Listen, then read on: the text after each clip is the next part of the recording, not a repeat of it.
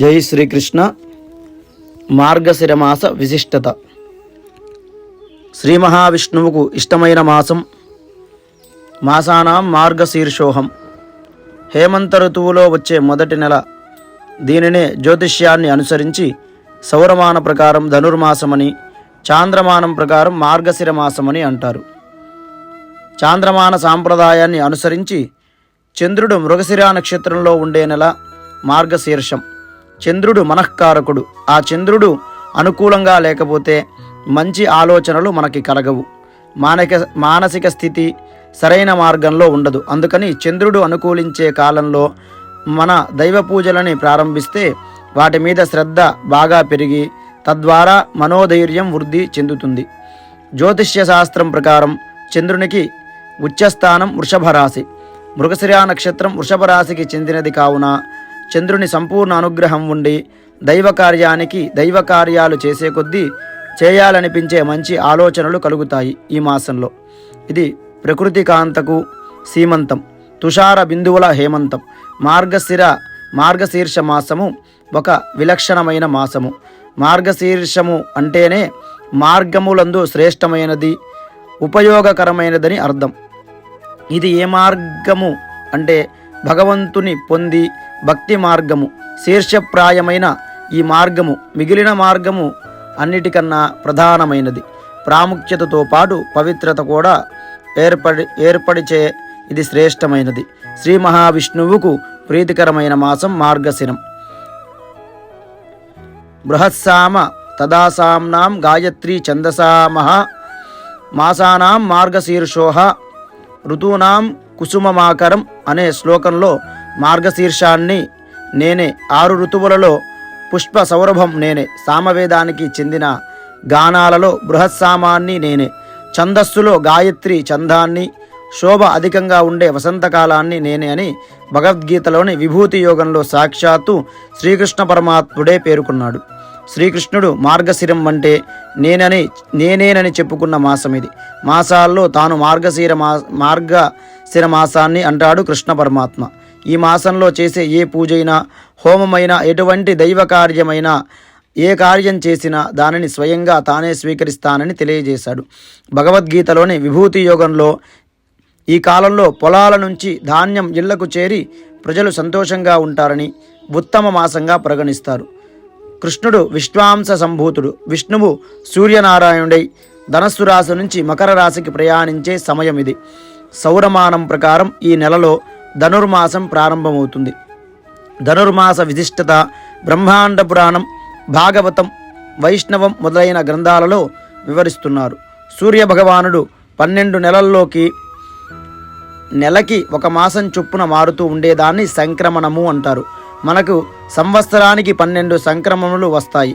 సూర్యుడు తులారాశి నుండి వృశ్చిక రాశిలోకి ప్రవేశించడం వృశ్చిక సంక్రమణము అంటారు. ఈ మార్గశిర మాసము శ్రీ మహావిష్ణువుకు, శ్రీ మహాలక్ష్మీదేవికి, సూర్య భగవానుడికి కూడా ప్రీతికరమైన మాసము. పవిత్రమైన భగవద్గీత జన్మించిన మాసము. సూర్యుడు ధనస్సు రాశిలో ఉండగా విష్ణువు మేల్కొలిపే ధనుర్మాస వ్రతం చేయాలని పురాణాలు చెబుతున్నాయి. ఈ మాసంలోనే ధనుర్మాసం ప్రారంభమవుతుంది. ధనుర్మాసంలో ధనుర్మాస వ్రతాన్ని ఆచరించి మధుసూదనుడు అనే నామముతో శ్రీ మహావిష్ణువును పూజించవలను. ధనుర్మాసంలో ప్రతిరోజు విష్ణాలయాలలో ప్రత్యేక అర్చనాదులు జరుగుతాయి. మార్గళి వ్రతం అనే పేరుతో గోదాదేవి ఈ ధనుర్మాసమంతా విష్ణు వ్రతాన్ని చేపట్టి రోజుకి ఒక్కొక్క పాసురముతో స్వామిని కీర్తించింది. మార్గశిరంలో మృగశీర్షతో కూడిన పూర్ణిమ శ్రేష్టం.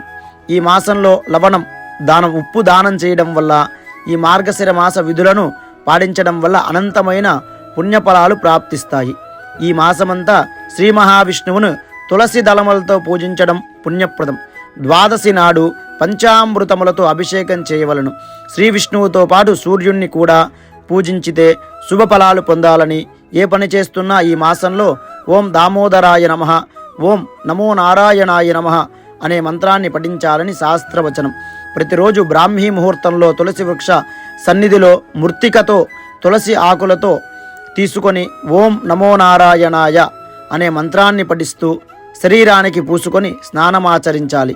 ఈ మాసంలో పసుపు, ఆవాలు, మెంతులు, మిరియాలు, చింతపండు, పెరుగు మొదలైనవి క్షార గుణాన్ని హరించి ఆరోగ్యాన్ని కాపాడతాయి. కాబట్టి వీటితో తయారైన పొంగలి, పులిహోర, దధ్యోజనము మొదలైన మధుర పదార్థములు విష్ణువుకి నివేదించి ప్రసాదంగా స్వీకరించిన చాలా మంచిది.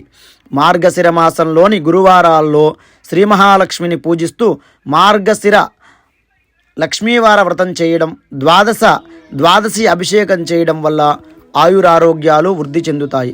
ఆధ్యాత్మిక పరంగా మానసిక శక్తిని ఇచ్చే ఈ మార్గశిర మాసంలో భగవంతుని యందు లయించవలనన్న తపన గలవారు అందరూ ఈ మార్గశిర మాసంలో వైష్ణవ ప్రధానమైన లక్ష్మీ వ్రతాన్ని ఆచరించుట వలె అర్హులు. మార్గశిర శుద్ధ పాడ్యము నుండి ఈ మాసమంతా శ్రీ మహావిష్ణువుని పూజిస్తారు. ఈ శ్రీ మహావిష్ణువుకి ప్రీతికరమైన ఈ మాసంలో ప్రాతకాలంలో స్నానం చేసి విష్ణువుని ఆరాధించడం లేదా శ్రీ విష్ణు సహస్రనామ స్తోత్రాన్ని పఠనం అనంతకోటి పుణ్య ఫలితాలను ఇస్తుంది. ఈ మాసంలో చేసే నదీ స్నానాన్ని మార్గశిర స్నానాలు అంటారు. మార్గశిర శుద్ధ పంచమి రోజున నాగపూజ చేయడం విశేష ఫలితాన్ని ఇస్తుంది. శుభకార్యాలు ప్రారంభించడానికి అనుకూలమైన రోజుగా చెప్పబడింది. మార్గశిర శుద్ధ షష్ఠిని స్కంద షష్ఠి అని వ్యవహరిస్తారు. ఈరోజు సుబ్రహ్మణ్య స్వామిని శక్తి కొలది పూజిస్తే సంతాన అనుకూలత కలుగుతుంది అని ప్రతీత. మార్గశిర శుద్ధ సప్తమి భానుసప్తమి, జయసప్తమి, మిత్రసప్తమిని అంటారు. ఈరోజు సూర్యారాధన చేసి పాయసం నివేదన చేస్తే అనేకమైన మంచి ఫలితాలు కలుగుతాయి. మార్గశిర అష్టమిని కాలభైరవాష్టమి అనిగా పిలుస్తారు. శివుని మరో రూపమైన భైరవుడంటే పోషకుడని, భయంకరుడని అర్థాలు వస్తాయి. భైరవుని దగ్గర కాలం కూడా మణిగి ఉంటాడు కనుకనే కాలభైరవుడు అయ్యాడు. భైరవుణ్ణి శరణు కోరితే మృత్యుభయం తొలగిపోతుంది. ఈరోజు గంగా స్నానం, పితృతర్పణం, శ్రాద్ధ కర్మలు ఆచరిస్తే ఏడాది మొత్తం లౌకిక బాధల నుండి విముక్తి కలుగుతుంది. అలాగే భైరవుని వాహనమైన శునకానికి పాలు, పెరుగు వంటివి ఆహారంగా ఇవ్వడం మంచిది. మార్గశిర ఏకాదశిని మోక్షద ఏకాదశిగా చెప్తారు. ఈరోజు మహావిష్ణువుకి అత్యంత ప్రీతికరమైన రోజుగా చెప్పబడింది. విష్ణు సహస్రనామ పారాయణం సర్వ పాపాలను తొలగిస్తుంది. ఈ రోజున చేసుకునే ఉత్తర ద్వార దర్శనం వలన మోక్షం లభిస్తుందని చెప్తారు. మార్గశిర శుద్ధ ఏకాదశి గీతా జయంతి, భగవద్గీత పారాయణం, పార్థసారథిని కృష్ణుని ఆరాధన చేయడం మంచిది. ఈ మాసంలో వచ్చే ద్వాదశిని అఖండ ద్వాదశి అంటారు. మార్గశిర శుద్ధ త్రయోదశి నాడు హనుమద్భక్తులు హనుమద్వ్రతం ఆచరిస్తారు. సంతానం లేని దంపతులు ఆచరిస్తే సంతానం కలుగుతుంది. మార్గశిర శుద్ధ పౌర్ణమి నాడు దత్తాత్రేయ జయంతి. దత్తాత్రేయుడంటే సాక్షాత్తు త్రిమూర్తి స్వరూపం. అనగా వ్రతం ఆచరించి స్వామిని పూజిస్తే సకల పాపాలు తొలగిపోతాయి. కార్తీక పౌర్ణమి నుండి మార్గశిర పౌర్ణమి వరకు యమధర్మరాజు కోరలు తెరుచుకొని ఉంటాడు. ఈ రోజుల్ని యమదంష్ట్రులుగా చెబుతారు. మార్గశిర పౌర్ణమితో అనేక రకమైన వ్యాధులు, అనారోగ్య సమస్యలు తొలగుతాయి. కనుక కృతజ్ఞతాపూర్వకంగా ఈ దినం యమధర్మరాజుని ఆరాధిస్తారు. ఈ పౌర్ణమిని కోరలు పున్నమి, నరక పౌర్ణమి అని కూడా పిలుస్తారు. మార్గశిరం ఆధ్యాత్మిక భావ వికాసానికి ప్రతీత. కార్తీకంలో పుణ్యనది స్నానాలు తరించి భక్తుల హృదయాల మార్గశిర మాసంలో మరింత భగవత్ చింతనలో తన్మయమవుతాయి. నిర్మలమైన ఆకాశం మాదిరిగా మనస్సులు కూడా ఈ మాసంలో నిర్మలంగా ఉంటాయి. తూర్పు తెలతెలవారుతుండగా పొగమంచు ఇంకా విచ్చకపోకముందే ముంగిట రకరకాల ముగ్గులు వరిపిండితోనూ సున్నపిండితోనూ వేసి వాటి మధ్య బంతిపూలు తురిమిన గొబ్బిళ్ళు పెట్టి ఆడపిల్లలు తెలుగు పల్లెటూర్ల ధనుర్మాస శోభకు వన్నెలు చేకూరుస్తాయి. ప్రతి సంవత్సరం కార్తీక మాసం తర్వాత మార్గశిరం ప్రారంభమవుతుంది అని అందరికీ తెలిసిన విషయమే.